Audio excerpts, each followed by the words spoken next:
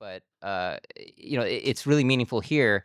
You guys are kind of a traveling broadcast tournament organizing team that's very, very rooted in the FGC. I think on your Twitter profile, you actually said, I don't know if you wrote that, but it says TNS stands for Fighting Game Community, which is a pretty bold statement. Do you guys have any interest in doing anything other than fighting games, or are you just pretty much strictly want to do activity in fighting games?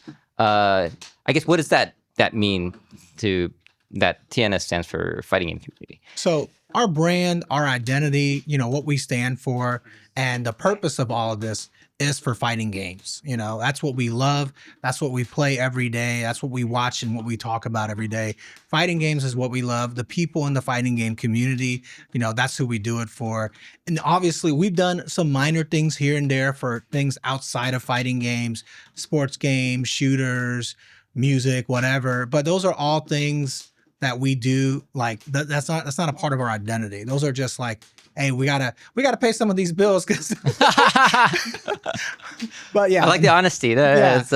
But TNS, sure. TNS itself as a brand, even though we may do other work, our end goal is not to get out of fighting games. Our end goal is to elevate fighting games as big as anything else out there. Yeah. If we take work in other games, it's purely so that we can keep paying the bills and continue to do fighting games, right? That's what we've always talked about. So that's what it means that TNS stands for Fighting Game Community, because that's what we're going to be, that's what we're trying to push. Like I said, we're not, I know a lot of people get into fighting games. This bothers me a little bit. I don't want to hate on anybody. Okay. But this bothers me a little bit when people are like, they get into fighting games to hopefully springboard into other esports.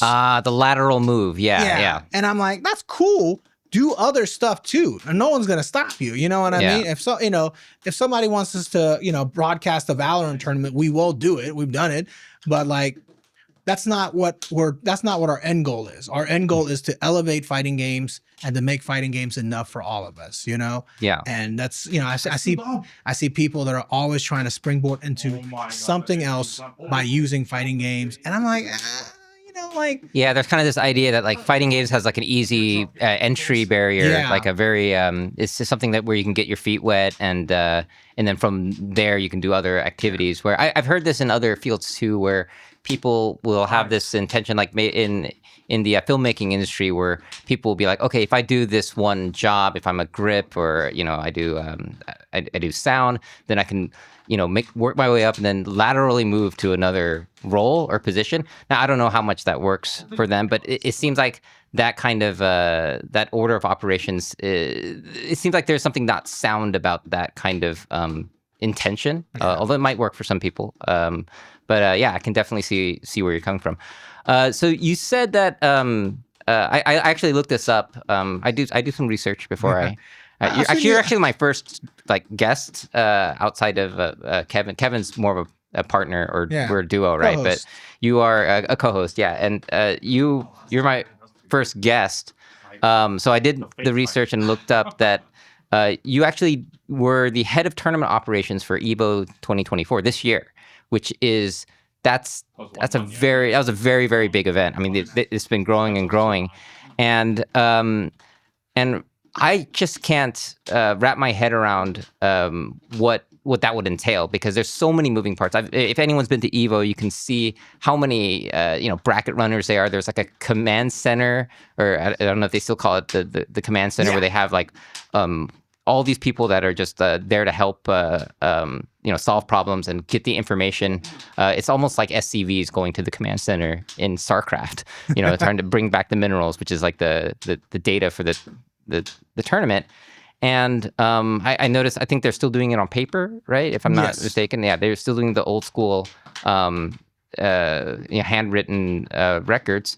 And to be in charge of something at that scale, what are you doing? What are your operations? Are you just just talking to people and that's it? You're just on the phone all the time, or is it are you hands on? I remember I saw DreamHack Dallas, Jabali was putting in Street Fighter 6 discs into the PlayStations and taking them out, and I remember. So what are the operations like in such a big tournament? honestly, I just sit in the corner and cry most of the time. So, all right. but I mean, realistically, I mean, the Evo is a huge machine, right? Yeah. I'm just a small part in it. My title is just a fancy word for a head TO.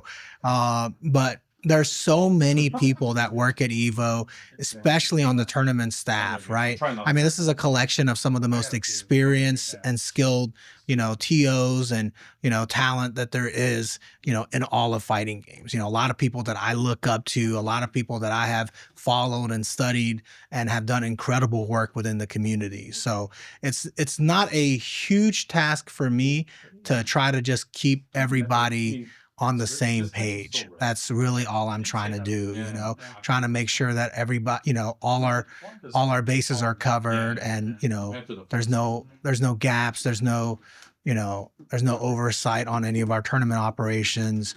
And honestly, with so many people that are more skilled than I am, to be honest, and more experienced than I am, I mean, it's kind of like I feel like I got the easiest job, So, well, I guess in your position, what are things that you don't want to happen? Or what are the things that you're looking out for the most in your position? Like, what's the bad news that you don't want to hear in your position? What would make you cry the most in the corner? And honestly, the biggest mistakes that could happen are things that are outside of your control, right? If somebody out there runs a bracket and the results are all wrong, right? Because we do still, still use pen and paper or pencil and paper.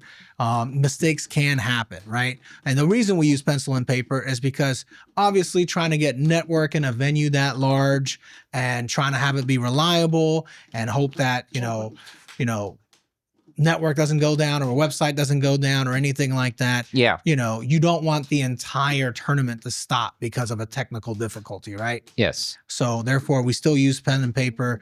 And if somebody inputs one wrong result, that could have catastrophic effects throughout the rest of the bracket. That could be cascading. I imagine like if there's one wrong result and then people go ahead with that and they're playing a bunch of matches, I guess the longer that goes on, the more you have to kind of backtrack to fix the issue, if you can even do that. So I guess, I don't know if it's something you could talk about, but like, is there any like procedure in those situations where maybe there was somebody kept the wrong results or wrote down the wrong thing and it caused extra problems? Do you guys go back and try to find the people again and do the matches again, or is there?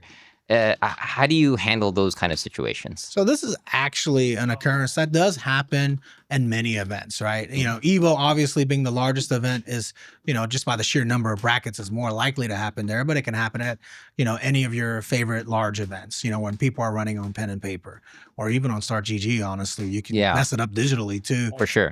But yeah, and basically what you try to do is you try to catch it as early as possible because we have, teams of tournament organizers that are going over all of these brackets to make sure, hey, this, is this right? Is this correct? Updating it as we go.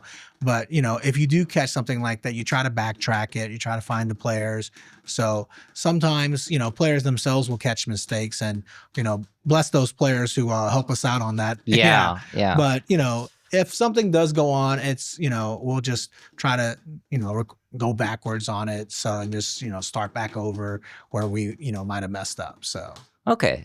Makes sense. So you guys have been doing, obviously not just CEO, not just Evo, combo breakers.